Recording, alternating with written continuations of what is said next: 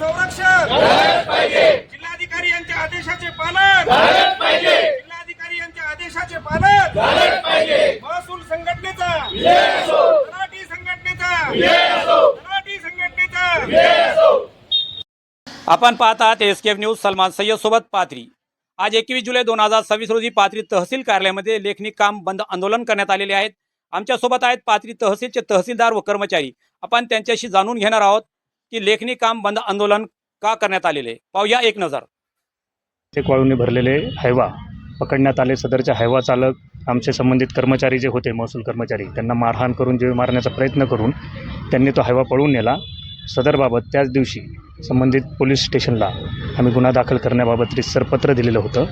परंतु त्याच्यामध्ये हेतुपुरस्सरपणे वाळू तस्करांना पाठीशी घालून त्यांना त्या गुन्हा दाखल करण्यामध्ये टाळाटाळ करण्यात आली.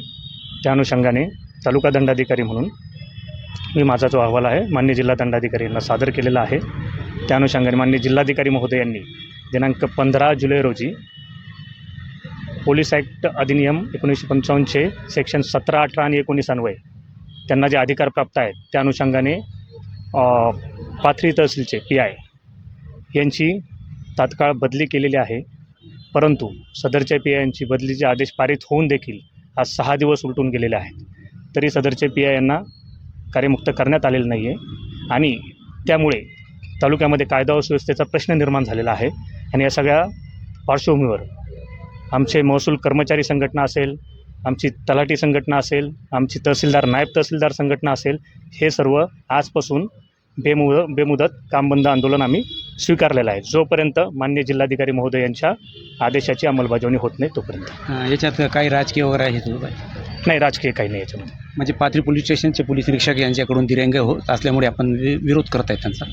नाही, याच्यामध्ये माननीय जिल्हाधिकारी महोदयांनी जिल्हा दंडाधिकारी म्हणून ऑलरेडी 15 तारखेला आदेश पारित केलेले आहेत. संबंधित अधिकाऱ्यांची तात्काळ इथून बदली केलेली आहे.